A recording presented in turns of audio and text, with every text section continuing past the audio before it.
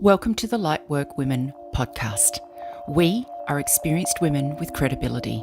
We know what life is like. Transform your life with our top-tier psychic and wellness services. We offer effective solutions tailored to empower you on your journey to spiritual wellness.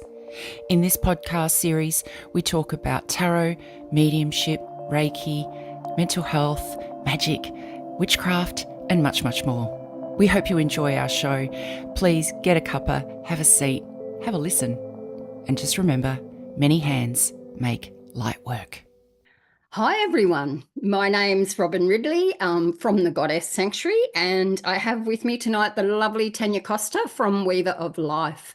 We're part of Lightwork Women, and tonight we're actually talking about the goddess and the emerging feminine. So it's very exciting because we both feel an affinity with this subject, and we're looking forward to sharing it with you. What we thought we'd talk about tonight is the goddess archetypes, in particular the triple goddess, and a little bit around feminine spirituality, like, the why we would work with these energies. And then we're going to go into some goddess-inspired practices as well. So it's an exciting night ahead. So stay with us and enjoy the ride. Now, welcome, Tania. It's so lovely to have you here. Hi, Robyn. Thank you. I'm really looking forward to this conversation about the divine feminine and the goddess archetype. Yeah. So what I was hoping, are you ready to kick off now? I know that you had a favorite aspect that you wanted to work on in relation to the maiden, mother, and crone. So I might let you start there if you like. Yeah, I was kind of reflecting on this particular topic, and one of my favorite myths and goddess is Persephone, and she's a dual goddess with the maiden aspect and the queen aspect, and her mythology is a really interesting narrative or story that we all can relate to and connect to, because it's essentially a journey of transformation. And she enters the underworld as an innocent, as a youthful, playful, spring goddess, and she ends up leaving, or when she does leave, the queen of the underworld. So it's a really interesting story and archetype that I wanted to draw on, because we can all relate to this. And I was also thinking about the high priestess in the tarot card, because she's definitely symbolic of Persephone and that duality. She also has so many references and symbols that are very similar to Persephone and the Queen of the Underworld. So they're the kind of things that I wanted to talk about and just touch on some of these key archetypes around what is that maiden aspect. And what I love about Persephone is she's not necessarily age related. I think while symbolically it's this symbol of the maiden, which is youthful and playful and innocent and hasn't really fully emerged into herself. And then it's her journey going through to connect with being the queen of the underworld, and how that aspect turns into a more grounded, strong, divine feminine that is clear about, her decisions and what direction her life will take. She has more autonomy and sovereignty. So it's a lovely sort of duality to think about, because I guess as a female, as a woman, we go through this cycle, and she does represent, birth, death, and rebirth. And for me, you were touching on rituals. It's that process itself is something I've go through on various intervals in my life, and my friends often joke around with me because they're like, are you rebirthing? And for me, what it is when I'm going through that process, and there are some rituals and experiences and processes I go through, but ultimately it is about me, removing an extra layer and, entering that queen archetype. So I was just thinking about that. And what's your thoughts around, you're familiar with Persephone and the duality that she hold as the innocent but also as the queen. And it's such a beautiful representation of how our own journey. It sure is. It sort of highlights the growth too, doesn't it? Like from that innocence and that even the emotional vulnerability that she would have had in the beginning to actually gaining that sense of self-awareness and independence even on some level. Hence, she's stepping into that queen. So I like what you said about she's then able to make informed decisions, whereas previously there would have been this level of codependency that came with that, you know. Even so much to say that I feel, you know, there would have been a codependency with her mother, Demeter, beforehand. So I feel that, you know, her innocence and purity relates so much to the maiden. But also, I love the adventurous side of the maiden too. Like, because whatever stage we were in, we can draw on that. And so I like what you said, Tanya, about it's not age specific, because we could all tap into that beautiful maiden energy at times, especially at its mature component, like, you know, with the learned aspects, I guess. Um, but I feel that showing up, there is a huge level of strength with that maturity. So, yeah. Absolutely. And, you know, there's lots of different storylines in this myth. You know, she was obviously abducted by Hades, the Lord of the Underworld, and you know, kidnapped and taken down. And some say, you know, that was, you know, a violation of that innocence. But I think it's just a representation of a symbol around that being severed from the mother Yeah. energy, and this beautiful story around the cycles and seasons, which is also part of what, you know, Persephone's myth is all about, and these different life transitions. So, you know, one of the things that I resonate with, particularly with the idea that she chose to take the seeds of the pomegranate and consume it, knowing that that potentially would prevent her from going back up to the upper world. And I think that is the symbol of that wisdom and knowledge and connection, that through her own journey and experience, she decided for herself what she wanted to do and not be limited by that. So she took those seeds and ate them.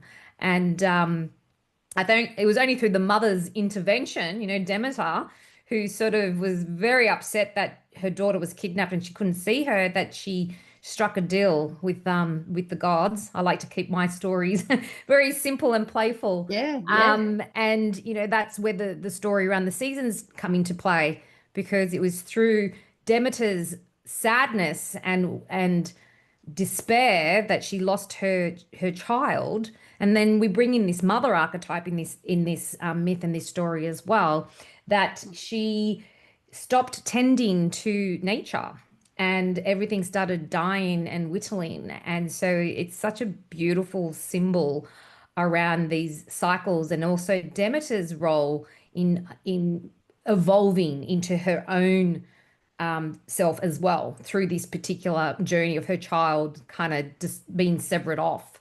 So yeah, I think that's I think we all have experienced that separating from our mother, you know. I know Yep. I did when I was younger, and there was some Yep. challenges with that, and my mum letting go of my, you know, youthfulness to kind of take off and be on my own. And you know, she held tightly as long as she possibly could. But I think that's part of that journey, that the process that we all go through. So I think using myth and the divine feminine, these stories, these mythologies teach us a lot about ourselves. Yeah.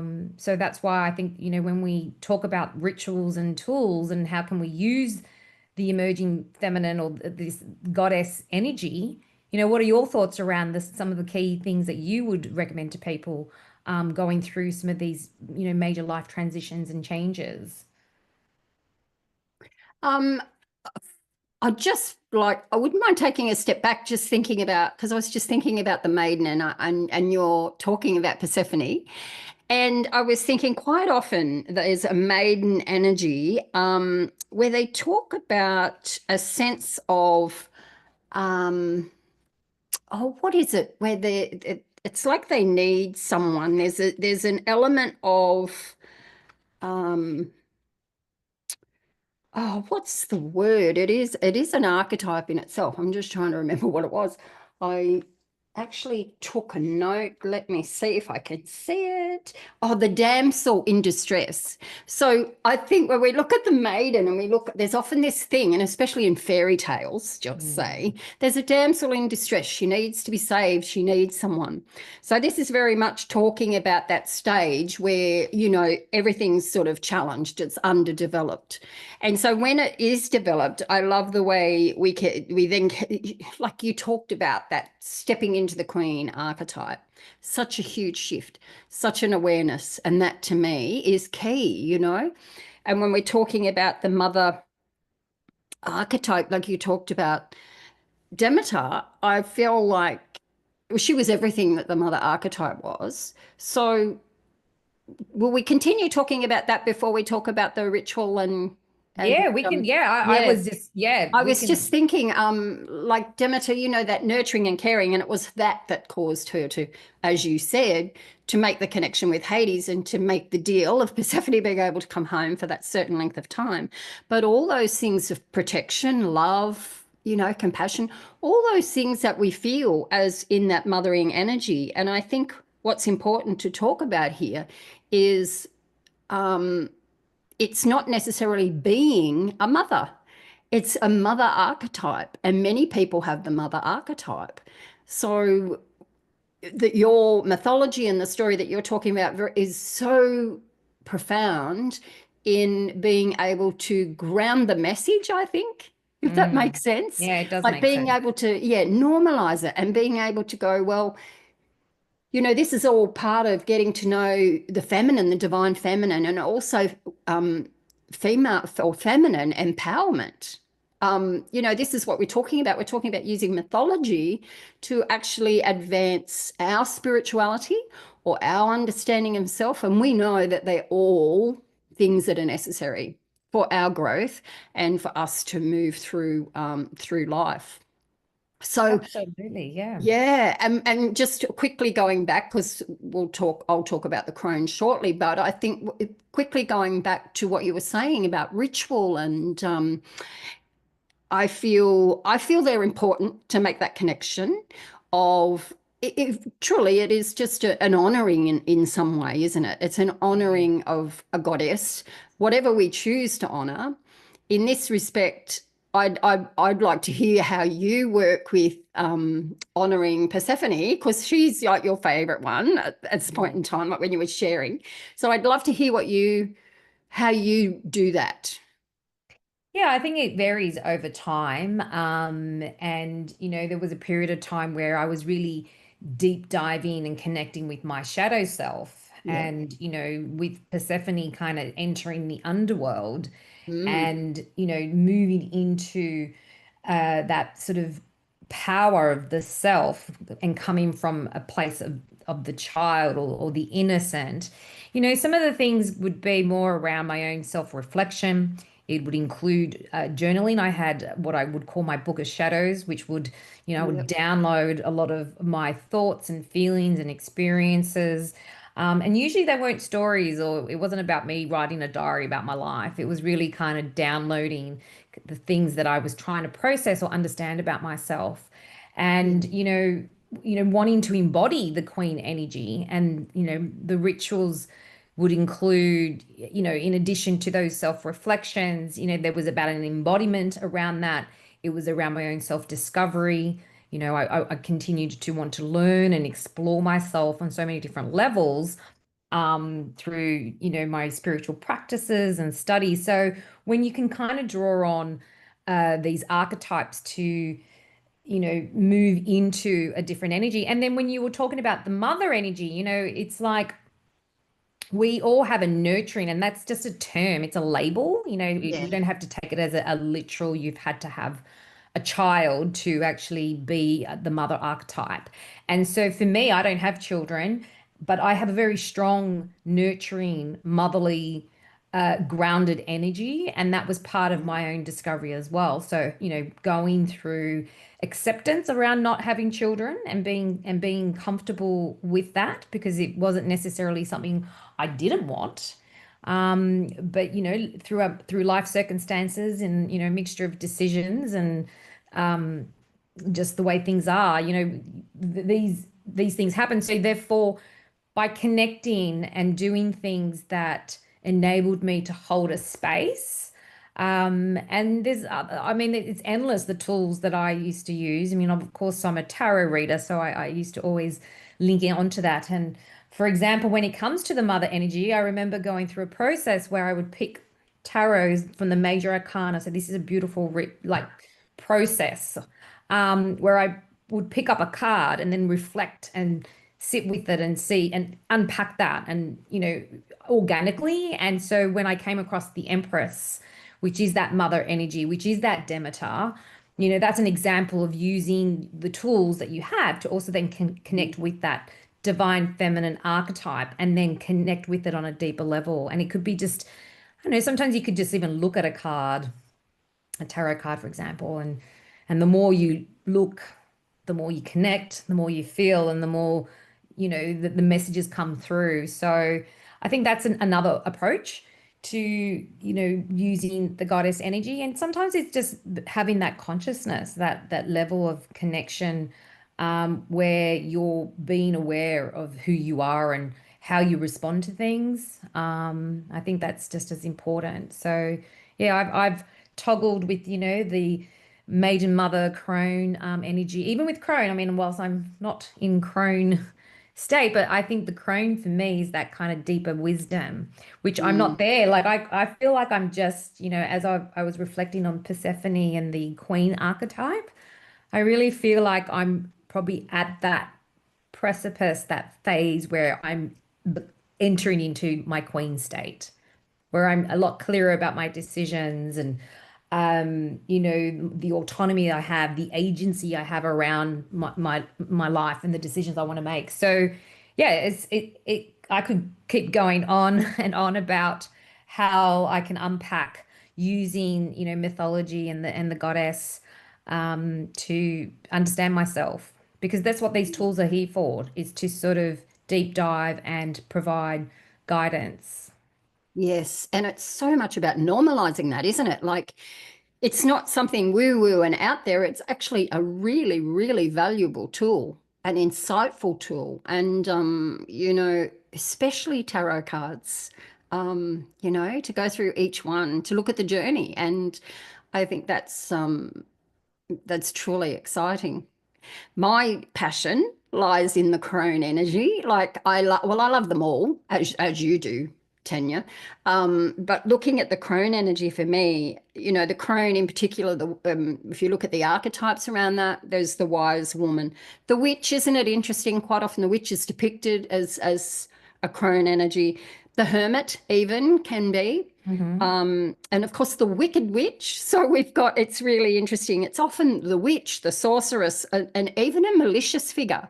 So, you've always got your good witch and your bad witch, and there's this whole thing, and it's interesting that it comes with the crone energy. But to me, it's the guide, it's the teacher, it's a ripening natural insight. And I really like that. It's like a natural progression, I feel. It is about embodying our wisdom, and that quite often can't come with the experiences that have been had in life. As you were talking about things that you've experienced, is you develop this ability to tap into that wisdom, the seed of the wisdom deep within the self, and that beautiful intuition and inner knowing. It's just what we might choose to do with that.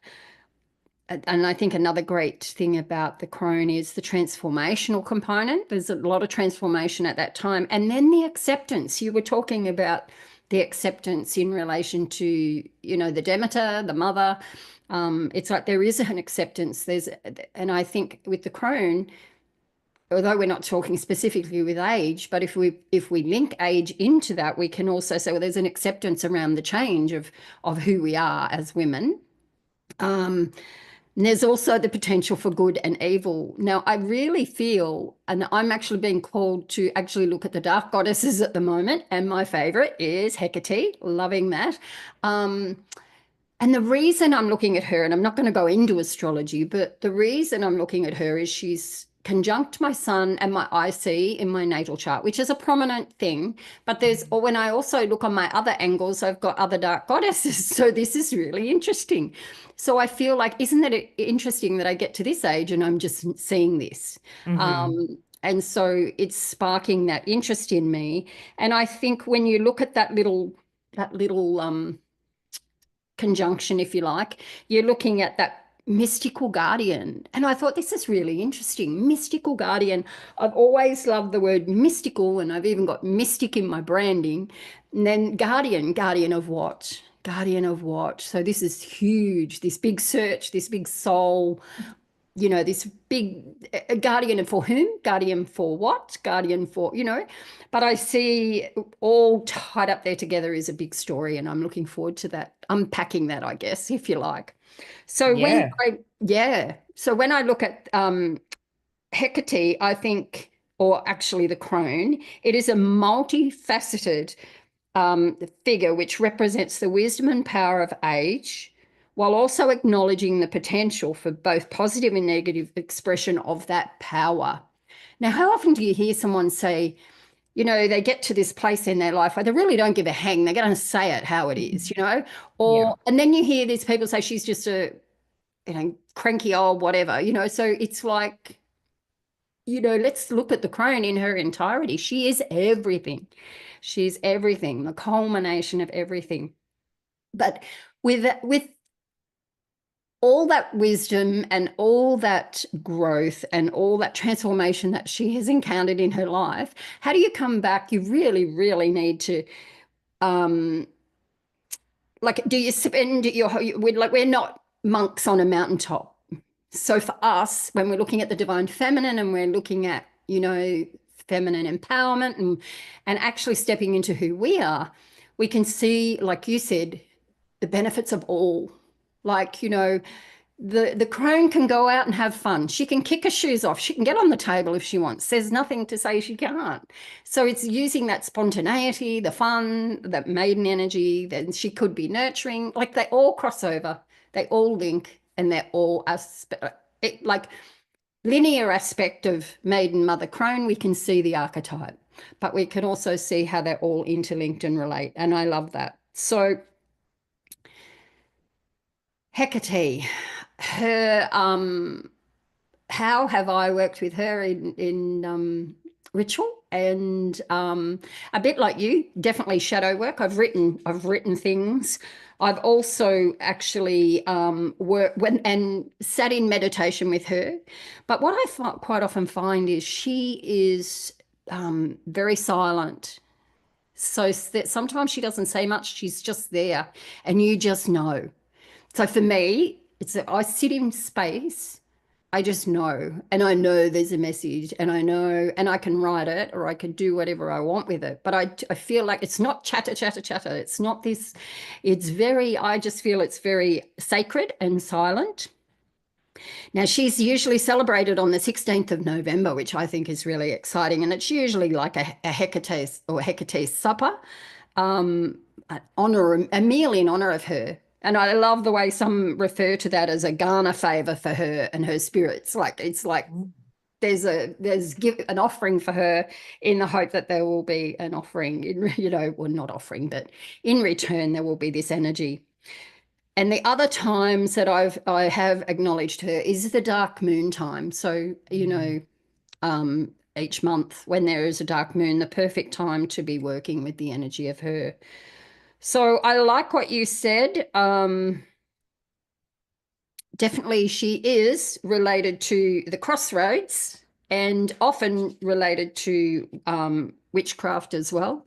So yeah, she has a lot to offer. And the moon, of course, linking that in as well. The dark of the moon, yeah. Yeah. So all those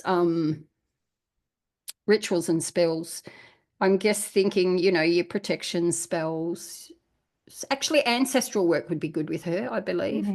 I haven't done that though, but I think it would be beneficial. And as far as I'm a lover of oils. So I sometimes think, oh, I like to make a spray and spray that. And I love working with patchouli, myrrh, and sandalwood with her. They're very grounding essences or essential oils. And I feel when I spray that, I sort of invoke her energy. So I love doing that, and I do it with Lilith, and so it's just what I do. It's one of the things that I do. Some people like to work with amulets and talismans, and I'll talk more about her shortly. But did you have anything like with Persephone? Would you be doing anything with the pomegranate? Um, Not necessarily. I mean, I do, I have used the pomegranate as a symbol around that. And I did do actually a photo series of myself as Persephone with, and I did hold the pomegranate. So when I do like piecing foods together with intention. So yes, it's interesting that you pose that question because I would not just limited to the pomegranate, but I have intentionally, put into a dish those pomegranates because it's about, ritual and symbol. So for me, food ties into some of the rituals and things that I do as well. And I infuse that. So while I'm cooking, I'll use the various different types of, whether it's herbs or spices or actual fruit or vegetables, colors, representing different things. So the fact that the pomegranate is that red, rich seed, there's a lot of beautiful symbolism around that. So yeah, I think this is the thing, we have to just connect with all these various different aspects and tune in to what you were saying earlier about Hecate being one of the goddesses that you've been deep diving and connecting with, and as well as you previously have been doing a lot of stuff around Lilith, and they're the same archetypes. I think of Hecate and Kali. Kali's another symbol which is very similar to Hecate. And I've done lots of stuff with Hecate in the past as well, even though I'm not connecting it from a crone energy. And this is what we're saying, like, whilst there's a linear connection around these, maiden mother crone energies, but there's also this kind of seasonal or process. And so for me, when I connect with Hecate, I am connecting with the more mysticism part of myself, and that I think one of the things that I found really interesting, what you were saying about the dark goddesses and the energies, and people often fear this. And the crone energy has been archetyped as this, particularly witches in the past with these ugly old, the hair on the chin, and horrible old woman. But really, I think there was a fear based around that archetype, and hence why the symbol was presented in a particular way. But these days, there's a big shift in the way this archetype's being represented. There's a strong evolution because I guess the divine feminine is really like leaps and bounds, changing what, secular religion has done to kind of contain the feminine power, because ultimately that's been part of the challenge around the fear around that dark energy. And I think I always say, we know this, that without the dark, there is no light. So this duality exists within us. And the dark doesn't always mean that it's evil or bad or ugly. It means it could be deeply, something deep and connected. It's tuning into, is like what you're saying, Robyn, you have this knowing. You trust it. I'm still going through my process of knowing and trusting it, right? But I guess the linear change is that sometimes, that's where you access that a lot quicker because of our ages, just by by fact, you've been around a lot longer, you've experienced different things to I have. So therefore you're going to have a more comfort and certainty around your agency, around what you want to do and what you feel and what you connect with. And I'm emerging from that, or I have that, of course I do, but I think when you're in that crone, in literal crone archetype, not using the energy. So in the past I've used the Hecate energy to tap into the shadow or my intuition or, really connecting with, like you said, those crossroads, what does she represent? It's about choice and decision. Which way do we go? Yep. And she's being guided, she has her hounds, which is a very interesting primal connection, because that's what that representation is, right? It's Yeah. that as crone, you're embodying that innate wisdom, and it is primal. You just know and you just do it. And I see there's like an unfiltered, like I see it in my mum, for example. She's Yeah. matured, Yeah. she's in crone energy. And it's I always joke with her, I'm like, gosh, you just say whatever you want now, whereas before she was quite contained, and now it's almost like, I don't I love care. that. And Yep. I know it's quite refreshing. I'm hearing um you. Oh gosh. It's yeah, I like what you said about the like the churches and the suppression and everything like that, because we're moving beyond the doctrine as we're stepping towards, we're seeing the emergence of the feminine. This is where all of this comes in. Like the even the definition of crone has changed, like you said, about the ugly witch with the water, whatever it was, and the hair, and but all this, the definitions have just changed. And so therefore our ability to transcend the doctrines are before us. They're here, and we have that ability to do that, and I love that. And it was interesting, I was thinking about what you said about the food with the pomegranates, and or just whatever you do with food. Well, Hecate is very much about food. That when you're offering or honoring, but taking it back to Demeter as well. I often, when I used to work with her, I'd be breaking the bread. It'd be all about the bread because of the harvest. So it was just like it. You can put the ritual into anything. So we don't have to try. And I think the other thing I wanted to say about Hecate too is, like, some people like the energy of snake, very much a part of that.